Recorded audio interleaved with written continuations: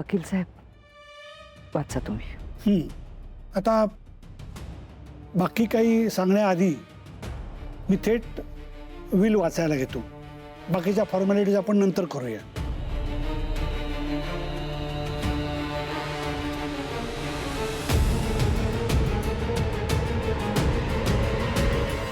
तर मी दादासाहेब रामपुरे पूर्ण शुद्धीत आणि कोणताही दबाव नसताना माझं अंतिम इच्छापत्र म्हणजेच विल तयार करत आहे.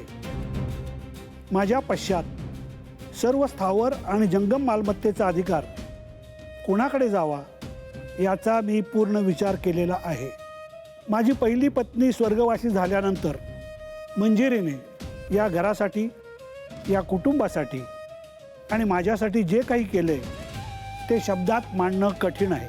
तिने प्रत्येक संकटात घराची जबाबदारी घेतली, सगळ्यांना सांभाळलं आणि हे घर एकत्र ठेवण्याचा प्रयत्न केला.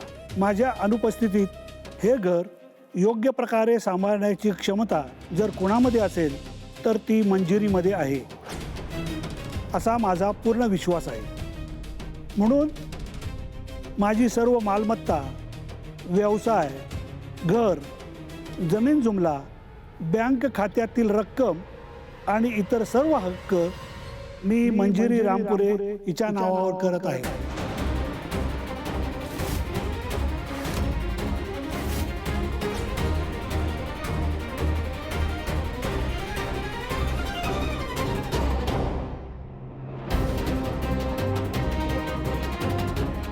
माझ्या पश्चात या मालमत्तेबाबत अंतिम निर्णय घेण्याचा पूर्ण अधिकार मंजिरीला असेल. कुटुंबातील कुणाला काय द्यायचं, किती द्यायचं किंवा द्यायचं की नाही हा निर्णय पूर्णपणे तिचा असेल.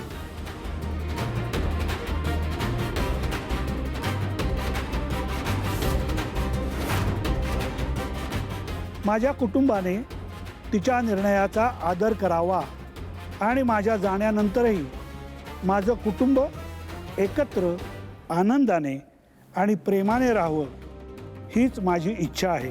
ही माझी अंतिम आणि अधिकृत इच्छा मानण्यात यावी.